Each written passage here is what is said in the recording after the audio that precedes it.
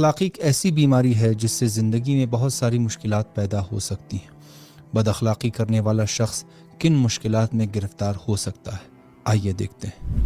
حدیث قدسی میں اللہ تعالیٰ رسول اکرم صلی اللہ علیہ وآلہ وسلم سے فرماتا ہے، اے رسول، لوگوں کے ساتھ اچھے اخلاق سے پیش آؤ، کیونکہ بد اخلاقی دنیا اور آخرت کی خیرات اور برکات کو ختم کر دیتا ہے۔ رسول اکرم صلی اللہ علیہ وآلہ وسلم نے فرمایا، بد اخلاقی انسان کو جہنمی بنا دیتی ہے۔ امیر المؤمنین امام علی علیہ السلام نے فرمایا، بد اخلاقی کی وجہ سے انسان کے رزق میں تنگی پیدا ہوتی ہے۔ امام علی علیہ السلام نے فرمایا کہ بد اخلاقی انسان کی زندگی کو سخت اور مشقت بار بنا دیتی ہے۔ امام صادق علیہ السلام نے فرمایا، بد اخلاقی انسان کے کردار اور اعمال کو ایسے تباہ کرتی ہے جیسا سرکہ شہد کو تباہ کر دیتا ہے۔ امام صادق علیہ السلام نے فرمایا، بد اخلاق شخص کی بد اخلاقی اس کی روح کو پریشان رکھتی ہے۔ کسی نے رسول اکرم صلی اللہ علیہ وآلہ وسلم کی خدمت میں عرض کیا، یا رسول اللہ، فلاں خاتون دن کو روزے رکھتی ہے اور رات کو عبادت کرتی ہے،